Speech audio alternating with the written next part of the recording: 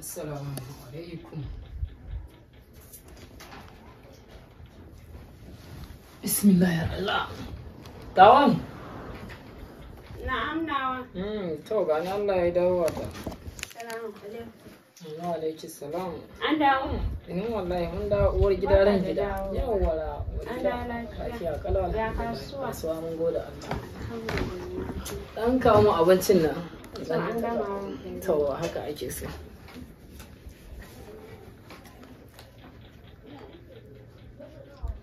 Assalamu alaikum. Wa alaikum salam. Uwar gida ran gida.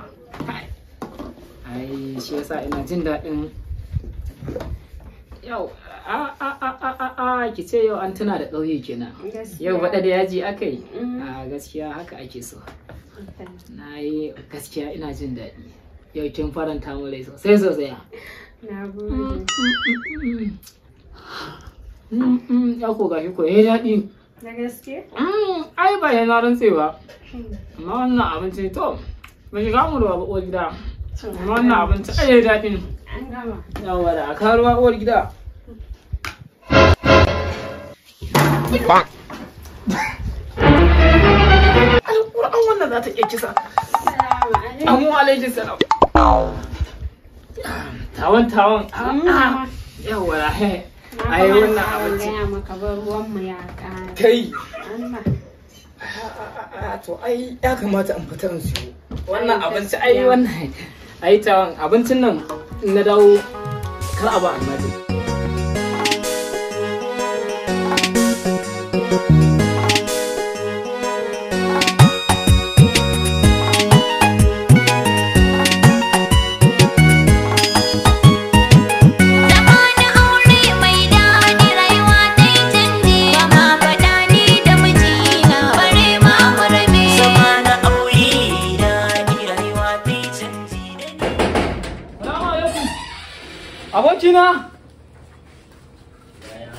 Abokina, salamu alaikum.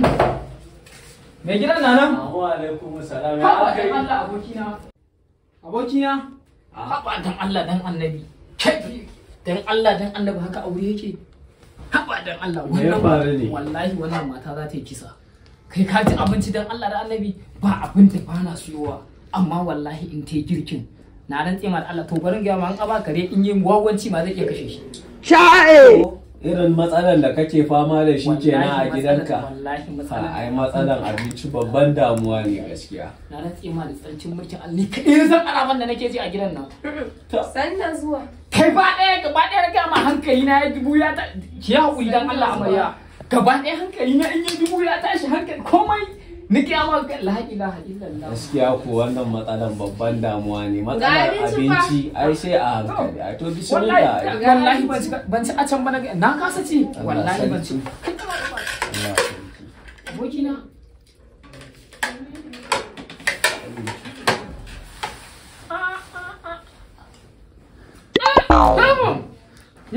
Kai aure. Ha? Me yasa kaga ko ina ni bai iya zuwa kullum ina gida? Me damuwa na? Inda ina samun abincin zan iya shekara ban fita ba. A haba abokina. Wallahi kai aure malam. Wannan abinci kai haba da Allah abokina. Wallahi shi yasa nake ganin ka bulbul. Ko? Alƙur'an hankalin ka kwance. Me yasa kaga kullum kawai za ka ga ina canzawa jama'a ina fita suna min tsiya. Abincin yayi? Wa! Kai za ni kuka. Haba abokina, ai ba sai ka yi kuka ai. Wallahi ba abinci kawai. Wallahi zan iya kuka. Ko? Wallahi da za abincin da matata ta bani. Ina irin abincin yara su damun nan. Na rantse ma da Allah abokina. Duk iya bakin kokari na zan yi. Zan siyo dukkan wani abu da ka sani. Namiji zai iya ma gidan shi dan mai abinci mai daɗi. Amma in na kawo na gama sai ta kwaba abincin. Dan Allah ka bar nan karasa na gama. Sai ta kwaba abincin nan ta kwaba shi ta kwaba ya mugun daɗi. An kwaba me? Kwaba da abinci a gaban ka kana cewa kwaba. Girki mai mugun daɗi a gida. Ba haka ka faɗa ba bayan